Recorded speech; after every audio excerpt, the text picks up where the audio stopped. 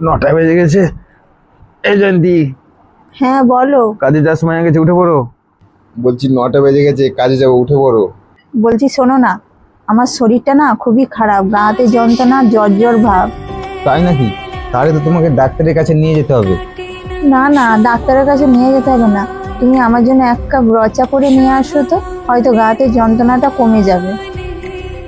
আচ্ছা ঠিক আছে, তুমি শুয়ে থাকো, আমি চা করে আনছি।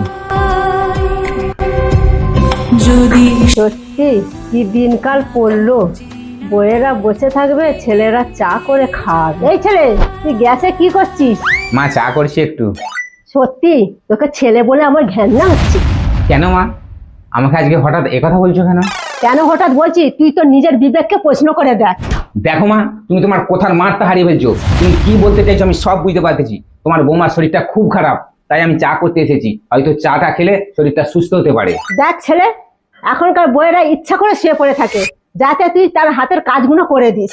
দেখো মা, তুমি কিন্তু বৌমাকে ভুল বুঝছো। তোমার বৌমা কখনো ওরকম ধরনের মানুষই হতে পারে না। তোমার বৌমা এই শ্রাবণ মাসের বর্ষাতে আমার প্রচন্ড শরীর খারাপ হয়, সেই শরীর খারাপ অবস্থায় আমাকে ভাত খাইয়ে দেয়, ওষুধ খাইয়ে দেয়, মুখ মুছিয়ে দেয়। তোমার বৌমার মতো মানুষ এ পাড়াতে নেই। তাই বলছি, তোমার বৌমাকে ভালোবাসো নাকি তোমাকে ভালোবাসবো? দেখেছো, একদিন শরীরটা খুব খারাপ বলে আমি ওকে চা করতে বলেছি, অমনি শাশুড়ি মা ছেলের সাথে চব্য লেগে পড়লো। আমার আর এই সংসারে ভালো লাগে না। হ্যাঁ হ্যাঁ, এখন বৌমা হয়েই কথা বলবি। মা এখন খারাপ হয়ে গেছে, বৌমা এখন ভালো হয়ে গেছে। বৌমা হচ্ছে মহারানী, উঠতে বললে উঠবি আর বসতে বললে বসবি। না, যাই দেখি। আর মায়ের বেকার সকাল সকাল যা অশান্তি লেগেছে, আমার আর চা খাওয়া হবে না।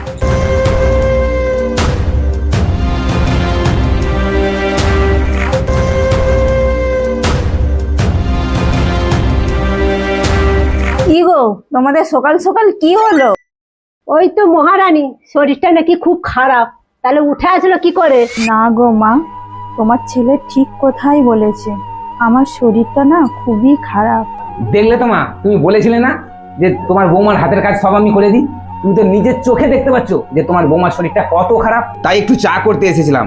এই তোমাদের মতো মায়েদের ভুল সিদ্ধান্ত হাঁটো বলেই দুঃখ কষ্ট জ্বালা যন্ত্রণা সবই বেড়ে যায়। কেন জানো? তোমরা যদি একটু ছেলে বৌমাকে মানিয়ে নিতে, তাহলে তোমাকে হয়তো এই দিনটা দেখতে হতো না। আচ্ছা, মায়ের তো বয়স হয়ে গেছে, মা কি বলতে না বলে ফেলেছে। মায়ের কথা শুনে রাগ করলে হবে? উনি তো তোমারই মা। হ্যাঁ জয়ন্তী, তুমি ঠিক বলেছো। মা যদি মায়ের মতো ঠিক করে কথা বলতো না, তাহলে মাকে হয়তো এই দিনটা দেখ